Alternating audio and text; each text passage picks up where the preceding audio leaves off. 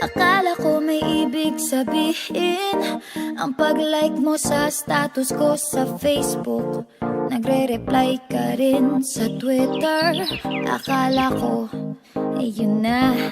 Pero nakita ko kahapon may pinost kang iba. May kasama kang maganda. Ang sabi mo sa akin, kaibigan mo lang siya. Ang hirap palang maging T-A-N-G-A. Ang hirap palang maging T-A-N-G-A.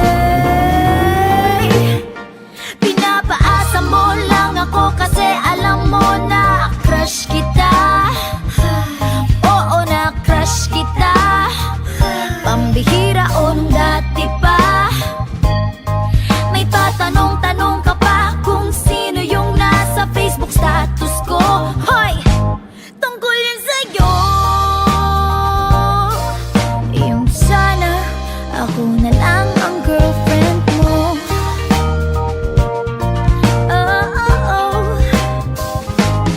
Parang gusto ko nang sabihin ang feelings ko na tinatago sa'yo.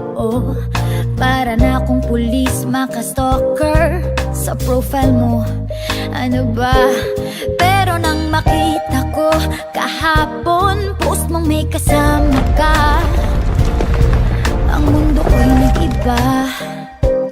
Pakiramdam ko, boy, chicks mo siya.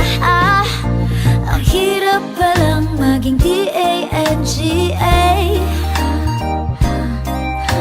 Ang hirap palang maging T-A-N-G-A. Pinapaasa mo lang ako kasi alam mo na crush kita. Oo, na crush kita. Pambihira o nung dati pa.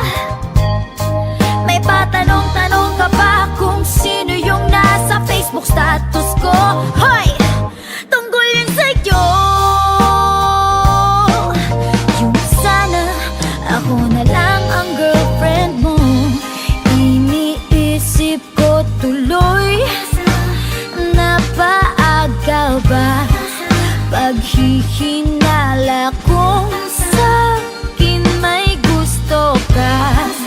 Nagmumukhang sira, iniisip na may ibig sabihin yung message mo.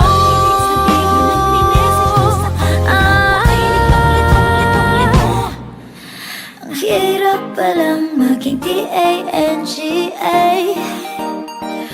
Ay, ang hirap palang maging T-A-N-G-A. Pinapaasa mo lang ako kasi